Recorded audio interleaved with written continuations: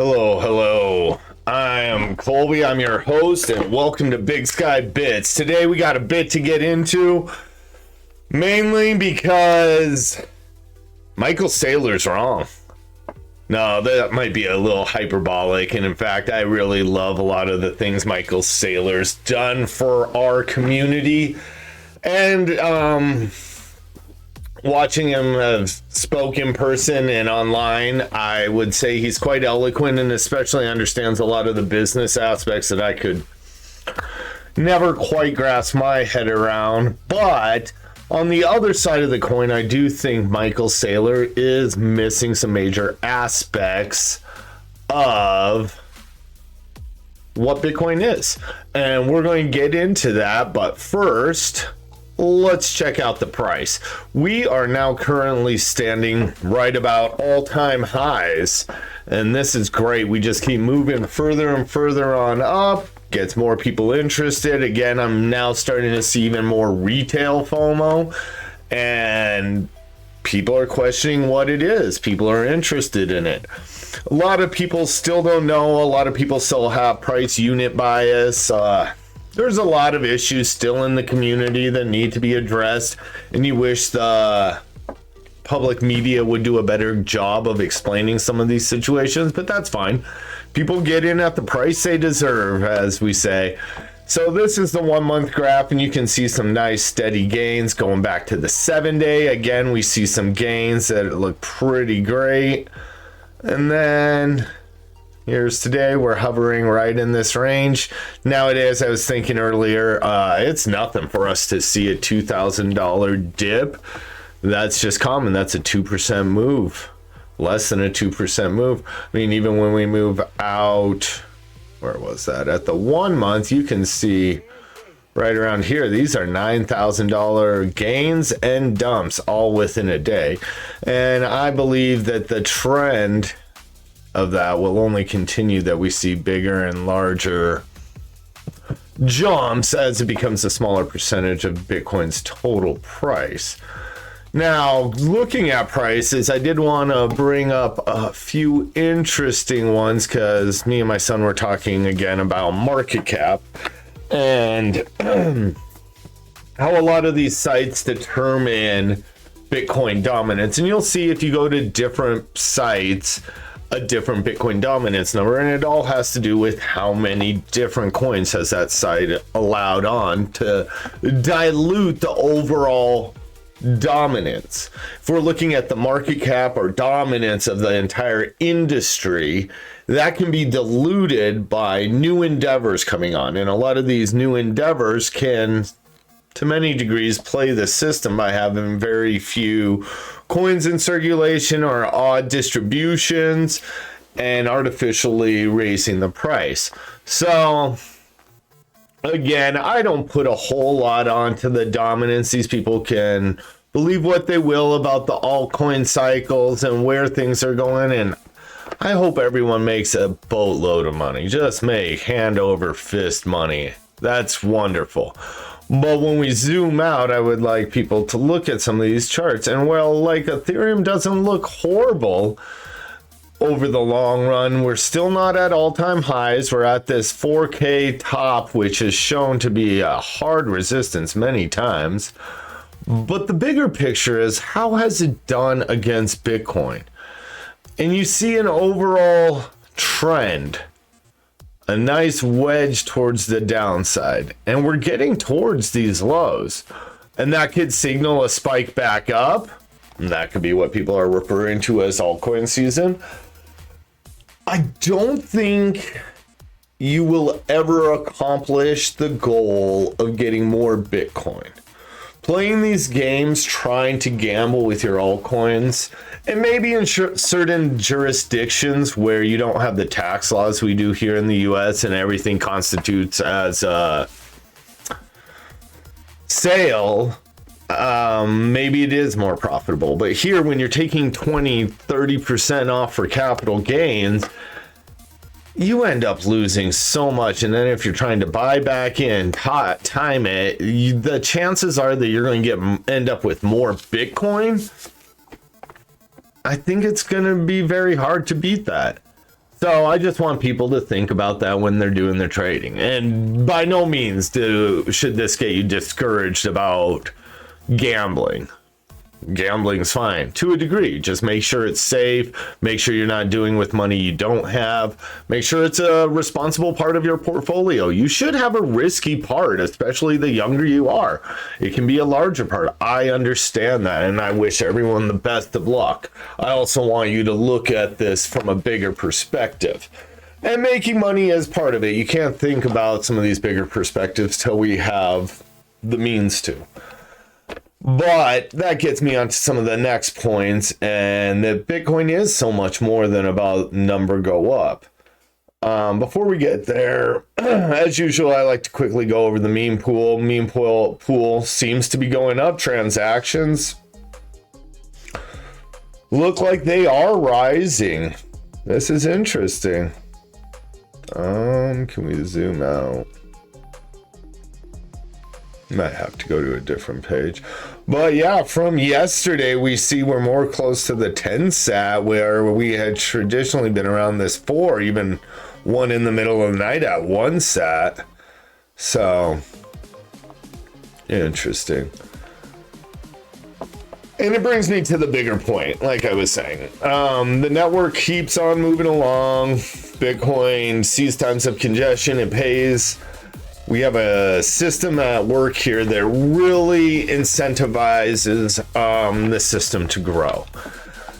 And as I was getting to earlier, it's so much more than the number goes up. And when I was listening to my financial friend the other day, he had part of an interview with Michael Saylor, as you can see, has been removed by YouTube.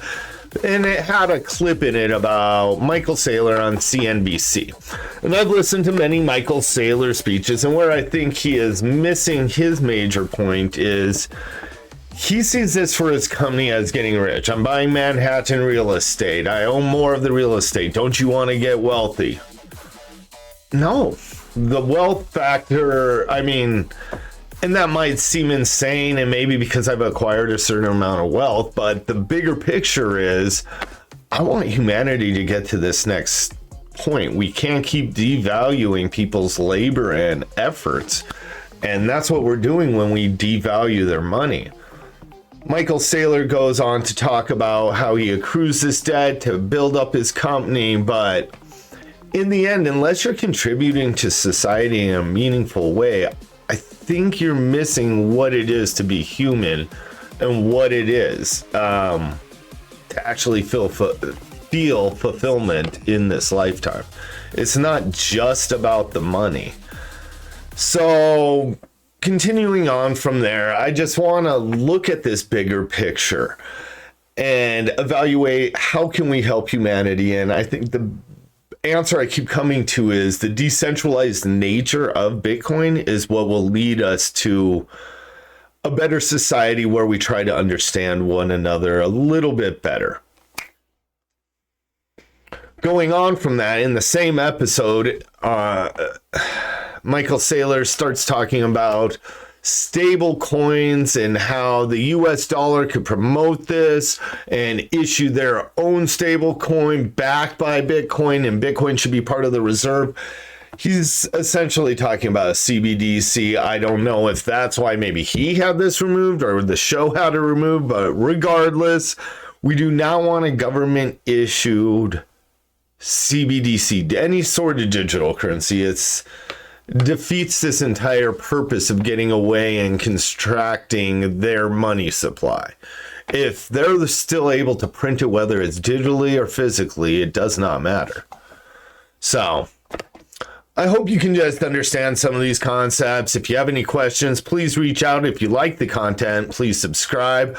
I want to get some people conversing with me about what do you think. I mean, don't get me wrong. You use a little bit of hyperbolic speech to get people interested or try to get clicks. But in the end, I do think Michael Saylor's great for this space, the way he's trying to pitch this to companies. Now, as a company, you do have a fiduciary duty to do good for your stock shareholders. And by that means, I appreciate what Michael Saylor is doing. on a global scheme, and what he's talking about when he talks about this greater sense of what the society can become or what the US government should do, maybe he's playing like he doesn't see the bigger picture, and it's some sort of Trojan horse that'll sneak into the government, or maybe he doesn't understand what Bitcoin is truly meant to be. It was born from a certain group of people for a certain reason. Suggest you do research that. And again, Bitcoin, it's DYOR, do your own research. This is a common theme throughout this space. Moving on, we'll go over to the Cynthia Loomis bill out of Wyoming. I believe that's where she's out of. It's an interesting bill that's been hitting more. I mean, I heard about it back at the Nashville conference, and it's getting so much more attention as Trump's inauguration comes closer. The bill proposes that we hold Bitcoin as a national reserve, and Trump's alluded to very similar policies. But this one also puts in the caveat of the Treasury. Here we go. The Treasury must purchase 1 million Bitcoins over a 5-year period. Wow. I mean, that is actually really huge news, and what that could do to the price and where that could drive it is astronomical. I really hope we can start having some of these talks about what it means from a strategic standpoint. It's not just Bitcoin went up, we hold more Bitcoin, we're a richer nation. It goes so much deeper. And one of the books I'm reading, I started reading it online, but reading it online became a little difficult. So I bought the physical copy after it finally came down after a little debacle online. And some of you may know what I'm talking about there. But this book right here, Software by Jason Lowery, very great read, has some interesting historical perspectives, and it goes into kind of some of the military aspects and perception on why Bitcoin is needed. Now, I have many issues and different takes on it than Jason, but the book introduces many concepts and properties that I thoroughly enjoyed, and I'll probably do a discussion on that later in the coming episodes. So hopefully we can get some conversation from other people and we'll go down that rabbit hole. Now, I'm also going to quickly talk about some of the immersion systems I'm looking at doing for adding the radiant heat. So I already have a radiant heat system in the new building I built for my mom, a mother-in-law type garage building. And the plan is to add to the radiant heat an immersion heating system to take the radiant fluid and pump that through the house and use the house to cool it. I've talked about this in other episodes, and here's the main company. I'm looking at some of theirs. One of the first steps is I have to figure out how much power I'm going to need, and I'm in current discussion with 2 different solar power installation companies, and once I understand more about the solar and can figure out the game plan on getting those installed, we'll be moving to these immersion tanks and seeing what the Bitcoin mining system's going to provide for me. And I also hear in many of the forums, don't worry about Bitcoin mining, just invest. Again, it goes to this broader picture of, do you see a bigger ecosystem? Do you see changing the world? If so, you want to be part of that. You want to be selling these shovels. You want to be building these mines. You want to be creating the infrastructure that will allow us to escape so many of the conundrums we feel today. So I want to thank everyone for their time. Again, please like and subscribe. And if you enjoyed it, leave a thumbs up. And please give me some comments, some feedback, so I can know where to go and what I need to fix. Trying to do this all by yourself is more daunting than I ever thought. And I have to give props to everyone who attempts to do this on social media, online.